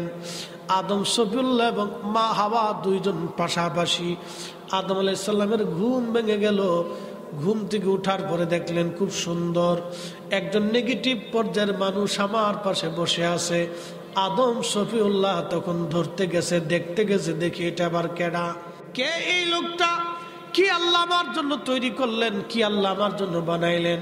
আল্লাহ তখন ডাক দেখা, আদম দাঁড়াও, অপেক্ষা করো, তোমাকে বিয়ে পড়াইতে হবে। আদম নবী ডাক দেখ, আল্লাহ বিয়ে আবার কি? আদম আলাইহিস সালামকে আল্লাহ বলেন, আদম বিয়েটা শরীয়তের একটা পবিত্র বন্ধন, এই বিবাহ তোমাকে আগে করাইতে হবে, দাঁড়াও। অ্যাটেনশন, আমার দিকে তাকান। এখান থেকে একটা মাসালা আছে। মাসালা কি? ছেলে মেয়েরা উপযুক্ত হইলে বাবা মার গার্জিয়ানের পক্ষ থেকে দ্রুত গতিতে তাকে বিবাহ পড়ানোটা দায়িত্ব। আমার দিকে তাকান। ফুলাফান মনে মনে খুশি হইতেছে, হুজুর একবারে বাপের কাম করে দিয়ে যেতেছে। ছেলে মেয়েরা উপযুক্ত হইলে বিবাহ পড়ানো, বিবাহ দেওয়াটা এটা নৈতিক দায়িত্ব। কারণ এটা আমাদের কোনো ইচ্ছা না, এটা আমাদের আব্বাজান আদম আলাইহিস সালাম জান্নাতের এত সুখ, এত সৌন্দর্য পাওয়ার পরেও আমরা আম্মা জানতে না পাওয়া পর্যন্ত এত শান্তি হয়েছে। খালি উদাসীন উদাসীন হয়ে ঘুরছে চারপাশে, খালি উদাসীন উদাসীন, মানে কিচ্ছু নাই, সবকিছু আছে কিন্তু কিচ্ছু নাই, সবকিছু আছে কিচ্ছু নাই, সবকিছু আছে কিচ্ছু। আল্লাহ এই উদাসীনতা দূর করার জন্য আম্মা জান হাওয়া আলাইহিস সালামকে তৈরি করিয়া আল্লাহ ব্যবস্থা করে তো বিয়ে পড়াইতে গেছে। ফেরেশতারা ডাক দিয়ে কয়, বাবা আদম আলাইহিস সালামরে ডাক দিয়ে কয়, ও আল্লাহ নবী আদম আর সফিউল্লাহ, আপনি আপনার স্ত্রীর জন্য মোহরানা দেন। ইমাম মোল্লা আলী কারি আল মাওরিদের মধ্যে লিখতেছেন, ইমাম জৌজি তেনার কিতাবের মধ্যেও তিনি লিখছেন। তো বলতেছে আদম আলাইহিস সালাম আপনি মোহরানা দেন। তা আদম আলাইহিস সালামকে মোহরানা কি? জীবনে তার বিয়ে করিনি। তাহলে মোহরানা হচ্ছে এই আপনার স্ত্রীকে আপনার কি সম্পদ থেকে একটা অংশ বরাদ্দ দেন। বলে আমি আল্লাহর বাড়ি খাই, আল্লাহর বাড়ি ঘুমাই, আল্লাহর জান্নাতে থাকি, সম্পদ যদি কোথায় পাবো? বলতেছে সম্পদ যদি না থাকলে তো মহারানা তো দিতেই হবে, মহারানা আবশ্যক। যারা বিয়ে শাদী করছেন তারা মহারানা দিয়ে দিবেন, আর বিয়ে শাদী করার সময় মহারানা দিবেন। এখন আমাদের দেশের উল্টো সিস্টেম, যৌতুকের ধান্দা। একটা কথা মনে রাখবেন, সুদের টাকার গরুর গোশত যেমন হারাম, কুত্তার গোশত যেমন যেমন হারাম, ওই রকম আপনার ওই যে যৌতুকের টাকার গরুর গোশত একই রকম হারাম। কথা কর না কেন, ঠিক কিনা? যেই ছেলে যেই পরিবার যৌতুক আনে এটা ছোট লোক, ইতর। ঠিক আছে বলেন কেন, যারা বলেন যেই ফুলা যৌতুক চাবে ওই ফুলার লোকে মেয়ে বিয়ে দিবেন না। আসতে বললেন কেন, যারা বলেন ওই পরিবারের সাথে আত্মীয়তা করবেন না। ভাববেন এর মতো ছোট লোক ইতর পৃথিবীতে আর একটাও হতে পারে। এটা ইতরের ঘরের ইতর। প্রয়োজন বোধে সমাজ থেকে জুতা দিয়ে বাইরে তারাই দিবে। এর চাইতে শক্ত কথা। আল্লাহ রসুল এই কাজটাকে একবারে কুত্তার গোশতের মতো ঘৃণা করতে। কুকুর যেমন বমি করে খাবার খাওয়ার পরে বমি করে ফেলে দেয়, এটা যেরকম নিকৃষ্ট, ফসা, গান্দা, অপবিত্র, যৌতুকের জিনিস সেরকম অপবিত্র। আমাদের লজ্জা শরম করা উচিত যে বউয়ের বাড়ির খাটের ভিতরে আমি যৌতুকের টাকার ভিতরে বউ নিয়ে শুয়ে থাকবো, আমার তো লজ্জা করা উচিত। আমি পুরুষ কেন? পুরুষ না হয়তো হিজলে হলেই ভালো হইতো। তুই ঠিক কইস না, ঠিক আছে। এই জন্য আপনারা, যদিও আপনাদেরকে হাসির চলে, মহাব্বতের চলে বলতেছি, কিন্তু কথাটা বাস্তব। আমাদের দেশে এক ধরনের রেওয়াজ আছে, খুব নিকৃষ্ট কিছু রেওয়াজ। রমজান আসলে মেয়ের বাড়ির পক্ষ থেকে জামাই বাড়ি ছাগল ফাটাইতে হবে, খাবার চাবার ফাটাইতে হবে, এটা সেটা ফাটাইতে হবে। এগুলি কি? এই সমস্ত বেহাপনা, না যাই যে কর্মকাণ্ড, কোথার থেকে এগুলি আমদানি হয়েছে? অনেক ফ্যামিলি এটার উপর জুলুম এসে যায়, অনেক বাবার পক্ষে এটা জুলুম হয়ে যায়, অনেক ফ্যামিলির জন্য মায়ের জন্য এটা জুলুম হয়ে যায়। দিতে না পারলে শেষে ওই সমাজে ওই পরিবারে ওই মেয়েটা অত্যাচারিত হয়। মানুষকে মারলে কি খালি অত্যাচার হয় নাকি? কথার অত্যাচার হচ্ছে সবচেয়ে বড় অত্যাচার। অনেকের জীবনে, অনেক মেয়েদের জীবনে দেখা যায় যে সহ্য করতে না পারে সে আত্মহত্যা করে। ফ্যামিলির ভিতরে বিশৃঙ্খলা হয়, বেমানান হয়। আপনি কি মনে করেন? আপনাকে একটা প্রশ্ন করি, জবাব। আপনার বোনকে যদি কেউ রাস্তাঘাটে উত্ত্যক্ত করে আপনি মানবেন? আপনার বোনকে যদি কেউ তার শরীরে আঘাত করে আপনি মানবেন? আপনার মেয়েকে কেউ যদি থাপ্পড় দেয় আপনি মানবেন? তাহলে আপনি আরেকজনের মেয়েকে থাপ্পড় দিচ্ছেন, আরেকজনের মেয়েকে গালি দিচ্ছেন, আরেকজনের মেয়েকে বাজে কথা বলতেছেন, আরেকজনের মেয়েকে কটূক্তি করতেছেন। লজ্জা করে না? কি কথা বলেন না? শরম করা উচিত, লজ্জা করা উচিত। ও মানুষ কি করে হয়? এগুলি সামাজিক ব্যাধি, এগুলি একবারে গোড়া থেকে কেটে নির্মূল করে দিতে হবে। এগুলি অন্যায়, নীরব জুলুম, এগুলি নীরব জুলুম। ওই কত কত অঞ্চলে মাঝে মধ্যে খবরে দেখা যায়, কোন কোন অঞ্চলে বাংলাদেশে আছে একটা বদরীতি, বাপের বাড়ির পক্ষ থেকে এই খাসি পাঠাইতে হয়, গরু পাঠাইতে হয়, এই রমজানে এটা সেটা দিতে হয়। কেন এগুলি হবে? কে বলছে এগুলি? রাসূল করিম সাল্লাল্লাহু আলাইহি ওয়াসাল্লামের চরিত্র ছিল, সুন্নাহ ছিল, আমাদের জন্য তিনি রেখে গেছেন। ফাতেমা রাদিয়াল্লাহু আনহা দরিদ্র ছিল। ফাতেমা কি ছিলেন? দরিদ্র ছিলেন। হযরত আলী খুব গরিব ছিলেন। ফাতেমার বিয়ে হযরত আলীর সাথে ঠিক হলো। অ্যাটেনশন, মনোযোগ দেন, সময় অল্প সময়ের ভিতর বলে যাচ্ছি। ফাতেমার সাথে হযরত আলীর বিয়ে হলো। তো ফাতেমার বয়স তখন 18 বছর, আলীর বয়স আর একটু বেশি। ফাতেমা রাদিয়াল্লাহু আনহার বয়স 18 বছর। তো বিয়ে হয়েছে, মা তো ঘরে নাই। তো ফাতেমা রাদিয়াল্লাহু আনহা কাঁদতেছিলেন, বাবা আর এই 18 বছরের স্মৃতি থেকে এসে আলাদা হয়ে যাবে, অনেক চিন্তা। তারপর হযরত আলী ছিলেন খুবই হীন দরিদ্র, ঘরের ভিতরে একটা চৌকি ছিল আলীর, আর কিচ্ছু ছিল না। ঘরে ঘুমাবে, আলীর কিচ্ছু ছিল না। সেই ঘরে ফাতেমারে নবী বিয়ে দিচ্ছে, ফাতেমা কাঁদতেছে। তো আল্লাহ রাসূল আস্তে আস্তে তার কাছে যেয়ে বসলেন। বসার পরে জিজ্ঞেস করলেন, ফাতেমারে, আমি জানি তুমি কি জন্য কাঁদতেছো। আমি রাসূল যদি চাইতাম তোমাকে এই মদিনায়, মক্কায় সম্ভ্রান্ত ধনী পরিবারে বিয়ে দিতে পারতাম, কিন্তু ফাতেমারে, আমার আলী সর্বকনিষ্ঠ ইসলাম কবুলকারী, জাহিলিয়াতের নাপাকি, শারাবি, খারাবি, হারামি আমার আলী শরীর স্পর্শ করে নাই। আমার আলী পবিত্র। একসাথে বলবেন আল্লাহু আকবার। ফাতেমা, তোমার স্বামী পছন্দ করার ব্যাপারে আমার কোনো এখতিয়ার নাই। আমার মালিক আল্লাহ, তোমার স্বামী আল্লাহ নিজে পছন্দ করছে। ফাতেমা রাদিয়াল্লাহু আনহা চোখের পানি মুছে গেল। এক কথায় শেষ, বিয়ে হয়ে গেল। আলী, তোমার আছে কি? বলে, হুজুর একটা বর্ম আছে। বর্ম চিনছেন? লোহার একটা পোশাক পরে আগে যুদ্ধ করতো, একটা বর্ম আছে। বলে, যাও বিক্রি করে যাহা সামানা হয় তোমার স্ত্রীর জন্য, নতুন ঘরের জন্য কিছু সদাইপাতি করে নিয়ে আসো। বেচতে গেছে 3 দিরহাম দ্বারা, 3 টাকা।